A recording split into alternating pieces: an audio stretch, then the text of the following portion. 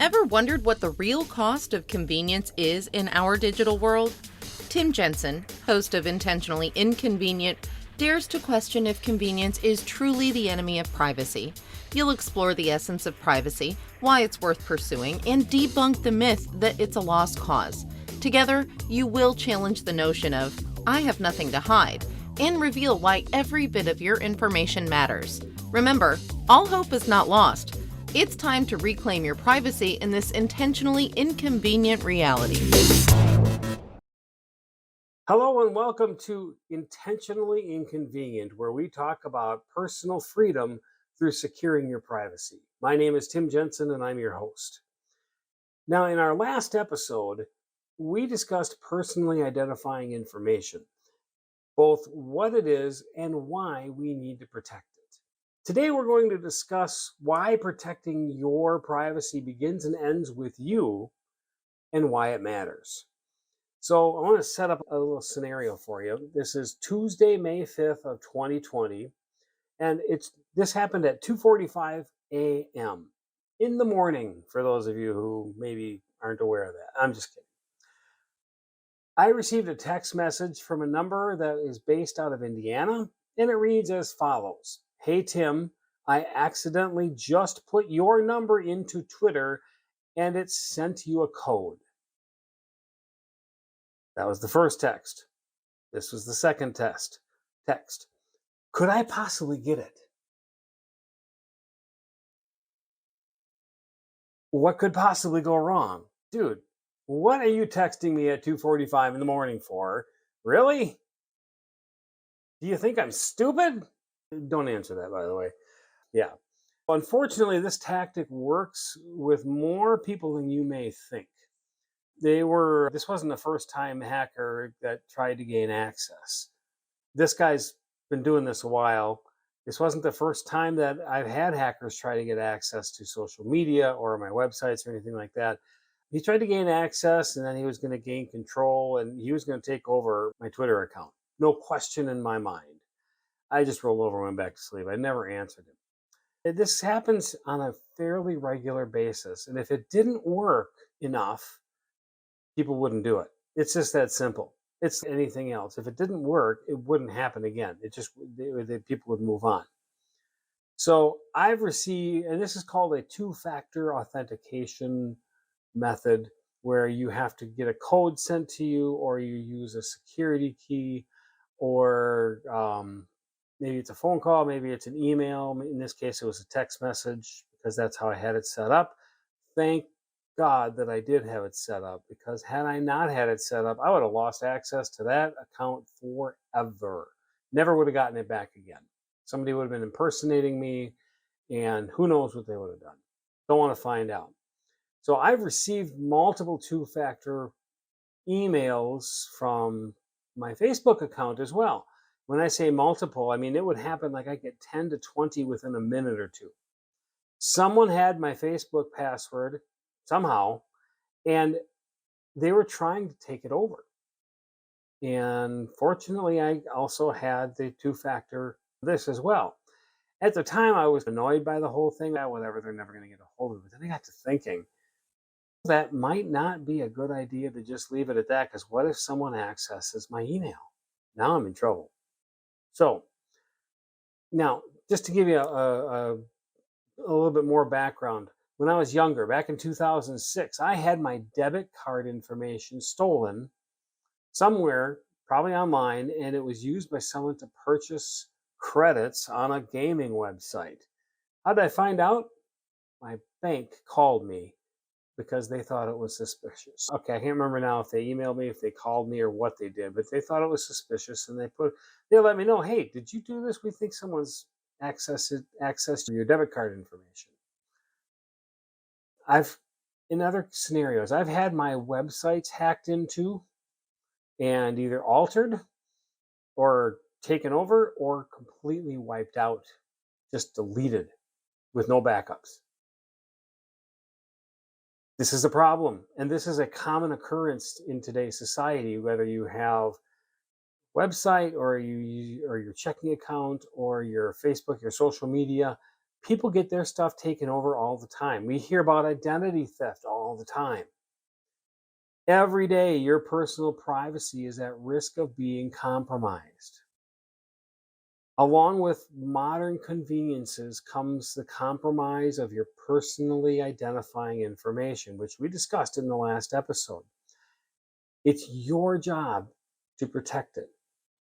You need to be the number one reason why people are stopped from accessing your stuff. Now, sometimes it's just inevitable, but if you take the steps necessary to prevent these attacks, you have a much better chance of withstanding these attacks, and they're just going to move on to someone who's easier to attack. When I say attack, I mean take over your stuff, take over your identity. We've all heard about identity theft. That's been going on for decades. So, along with modern conveniences comes the compromise of our personally identifying information, which we discussed. Data brokers regularly and publicly publish and sell your PII, your personally identifying information. And then they claim that, hey, I obtained it from a public source of some kind, so I don't have to get your permission to sell it, to give it away, to publish it, because it's publicly available and that's where I got it from. Now, they don't necessarily have proof. They don't feel like they have to produce the proof, but it's there. Daily, on a regular basis, on a daily basis, there are data breaches that expose your personally identifying information. You didn't do it. That information was in the database of a company that you have transacted business with, more than likely. And a data breach happens and your information is exposed. Now, many laws say that the company who had possession of that data has a 90-day window to inform you of this information. And some companies wait 90 days or 89 days, whatever it is.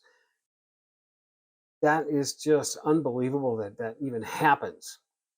These data breaches are from trusted companies, but they slip up through poor security measures or maybe through social engineering, where they get past a gatekeeper person and they fool them into getting access. And there's just as many ways to do that as you can think of. Maybe you have well-meaning friends or relatives or both that they give others your personal identifying information without first checking with you to see if it's okay to give out your phone number, give out your email address, give out your physical address, where you work. They don't check with you before they just give it out. They just give it out because, he's going to want me to do that anyway. Okay, probably, but isn't it common courtesy to ask first? Maybe you're fooled by someone who is phishing, that's PHISHING, for information from you, like through an email, through a website, through a phone call, through a text message like this little Twitter hacker that I talked about, social media, or a host of other sources. Maybe, and the person gets fooled and all of a sudden the information is gone. If you think that credit monitoring services, identity theft protection services, if you think your employer, your financial institution, your insurance company, your medical provider, your credit bureaus, or the government is going to protect you from getting your information stolen, no. Privacy is like air. You don't give it any thought until you don't have it anymore, or if you only have less of it. Let me repeat that. Privacy is like air. You don't give it any thought until you don't have it anymore, or until you have less of it. Listen to this statement. The only person you can control is yourself. So always ask yourself, and this applies everywhere, what can I do to make this situation better? And you repeat that as well. The only person you can control is yourself. Therefore, ask yourself, what can I do to make this situation better? You are responsible for your own personal privacy. You need to take the steps to secure it, and you will benefit when you proactively protect it. You're responsible for your own personal privacy. It's not the responsibility of the government. It's not the responsibility of your credit bureau, your financial institution, your employer, your identity theft protection company, none of these companies. You are the number one person responsible for your own personal privacy. I hear people all say all the time, look, I have nothing to hide. Besides, in today's internet age, privacy is dead. It's a thing of the past. No. Only if you believe that is it true. Because if you believe that, you will not take the necessary measures to protect your information, your personally identifying information. I don't have a source to give you here, but if I can find it, I'll make sure it gets in the show notes. But I know that data brokers, data companies that sell your personally identifying information, they say that the most valuable data that they can sell is recent or current data. Your current address, your current phone number, your current email address, your current employer, what you did yesterday. The most valuable information that they can sell is current or recent data. It seems to me that you need to think differently. I want you to think differently here. It's not that you have nothing to hide. It's that you have things and people to protect. Let me say it again. It's not that you have nothing to hide. It's that you have things and people to protect. Besides, no one is entitled to reveal and publish your personally identifiable information without your permission. Nobody is entitled to reveal it and publish it without your permission. That's something we call decision rights. You are the one that has the decision rights for your personal information. You need to maintain the decision rights for that personally identifying information. Our society has become so indifferent to all the invasions of privacy in today's society. Government intrusions. Big tech is collecting data about every aspect of our lives. Businesses are asking for more information than they need to transact business. Why do they really need that much information to sell you whatever widget they're trying to sell you, especially if you're face-to-face, eyeball to eyeball, toe-to-toe with another human being? Why do they really need to collect that much information just so that you have the privilege of buying something from them? Because they sell the data too. And you just gave it to them. Let's talk about I have nothing to hide. Okay? Because there's a lot of people that really believe this, including people that I have in my life that are very near and dear to me. Let me ask you some questions here to see exactly how much you have nothing. If you have nothing to hide, how much do you think you don't have to hide? Do you have curtains? Would you be willing to let me see your credit card statements for the last year? Would you be willing to share with me your credit card number, expiration date, the 3-digit code on the back, and your zip code with me? If you have nothing to hide, which should be a very easy thing to do, and I can make sure you get my email address that you can send that to me, anyway. What's your checking account number and the routing number, if you would, please? You could share that with me because you've got nothing to hide, right? You can just turn that over to me. But if you don't have anything to hide, I don't really... I said this wrong. I don't have anything to hide, but I don't have anything I feel like showing you either. That's what people's attitudes are a lot of times. If you have nothing to hide, then you probably don't have a life either, right? So show me yours and I'll show you mine, right? No. It's not that you don't have anything to hide. It's about things not being anybody else's business. It's none of my business what your credit card statement says, right? If you have nothing to hide, then that quite literally means that you are willing to let me photograph you naked, right? And I get full rights to that photograph so that I can show it to your neighbors. Would it be safe to say that you do not value your own personal privacy? By saying I have nothing to hide, you are saying that it's okay for the government to infringe on the rights of potentially millions of your fellow Americans, possibly ruining their lives in the process. To me, the I have nothing to hide argument basically equates to I don't care what happens so long as it doesn't happen to me. Would it be okay if I read your emails and texts? Would it be okay if I listen in on your phone calls? Would it be okay if I look at your browsing history? Would you share that with me?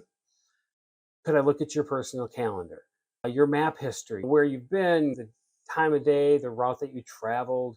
And when you turn that information over to me, I want to keep it forever because I want to, I don't know, establish patterns that where you travel, when you travel, how you travel. And oh my goodness, you went a different direction today. Where did you go? Your current GPS location, everywhere that you've been this past week. Who have you been with this past week?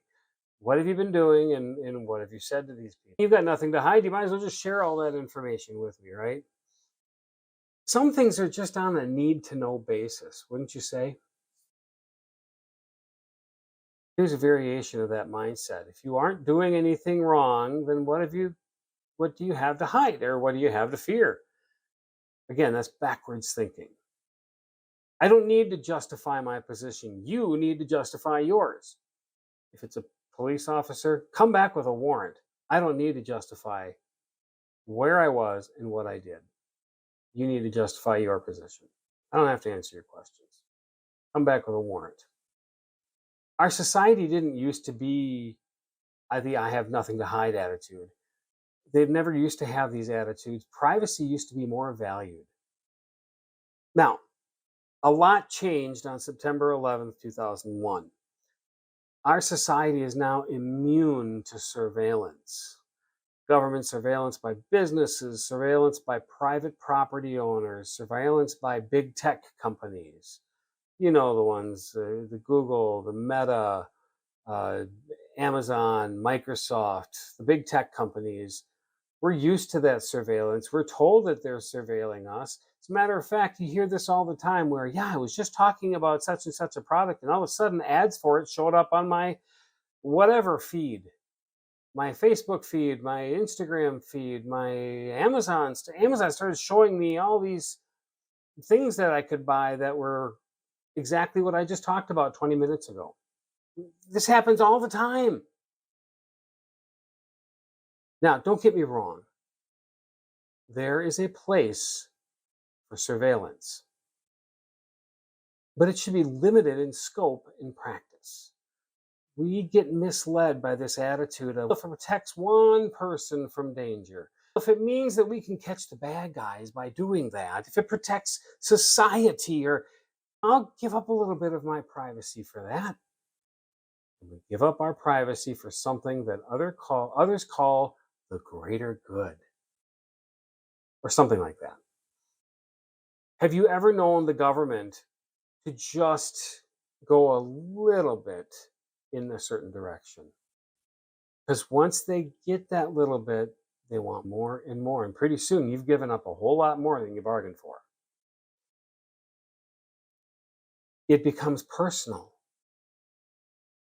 when we start giving up our privacy, our freedom, our personal information for the greater good. Remember, it's not that you have nothing to hide, but you do have things and people to protect. We protect our family by locking our doors. We protect our family by closing our curtains because we have a personal investment in our family. You've heard the term NIMBY, not in my backyard. As long as it doesn't happen to me, go ahead. Eventually, it's going to happen to you if you allow it to. We protect our property because we have an investment in it. We maintain our privacy because to us, it's personal. Let me ask you, right now in America, we have great freedom. We have great liberty. But for many countries in the world, their citizens do not have that. Their governments monitor everything. And many of you may have even experienced that. Your ability to do things in these countries can be based on what the government allows you to do, and that's based on what they monitor. What happens if our government moves in that direction? Right now we have this thing, it's called the Fourth Amendment, the Constitution, that protects our privacy from the government. What happens if our government moves in that direction, like a China or a North Korea? Here's a hint, they've already started to. You need to be proactive right now in order to protect your privacy later. Let me say that again. You need to be proactive right now in order to protect your privacy later. What is the first thing that you should do if you've made the decision to protect your privacy? We'll start talking about that on our next episode of Intentionally Inconvenient. I'm Tim Jensen, and I'll see you next time. Thanks for listening. Stay intentionally inconvenient. That's all for now from Intentionally Inconvenient, leaving you with a challenge to question the cost of online convenience. If you want to keep learning, subscribe on Spotify and Apple Podcast. Your reviews and 5-star ratings help reach more listeners. Until next time, remember, your privacy is never a lost cause. Stay safe, stay private.